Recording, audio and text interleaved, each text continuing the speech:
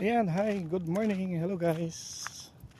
Ngayon ay 9:55 ng umaga dito sa Riyadh. Ayun naman guys, ang init-init. Sa araw na ito ay sabihin natin yung pag-abroad bilang driver sa Riyadh. Ang pag-driver naman dito sa Riyadh guys, mabilis lang naman. Yung pinaka mabilis na pag-abroad, family driver dito sa Riyadh, sa Saudi. Kaso yun nga, maliit lang ang sahod guys. Yung sahod mo dito bilang driver, katumbas lang din ng sahod ng katulong.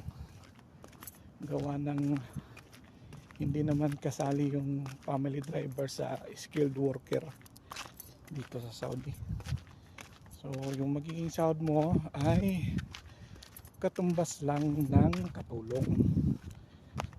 Sa process naman guys, processing, mabilis lang din. Lahat naman ay gastos ng agency, yung medical mo, yung pagtesda mo, pidos, lahat yun. Tapos pagkatapos noon, hintayin mo na lang yung visa mo, kontrata mo, ganun. Pag may kontrata ka na, ang sumunod noon, visa. So ganun lang guys, madali lang, kaso maliit lang ang sahod.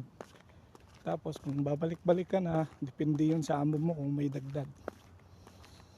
Pagka ikaw naman ay nakaamo ng galante, maganda yun. Yung iba nga dito nasa 3,000 na, 3,000 real, malaki na yun guys.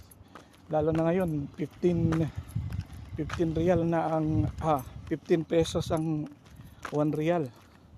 So pag nasa 3,000 yung sahod mo ba, laki na yun guys. 2,500, 2,000. Pero kapag dito ka naman sa amo na kuripot, yun, mahirap yun guys. Tapos dagdagan ka lang ng 50. Kagaya dito sa amin, nung una dinagdagan ng 200, tapos nung kasunod na kontrata 50-50, tapos malupit pa after 4 years ulit 50 ulit. So ganun. So ang hirap guys kapag kapag sa amo ka na kuripot. So punta na ako doon sa kabilang bahay guys. Yan, ito yung paligid namin guys. Tama, ang init-init guys. At maraming alikabok. Tawag dito sa alikabok guys, trab. Lapit tayo sa kwarto ko guys. So ayun, hanggang sa susunod ulit mga ludi, paki-like at share ang ating mga videos.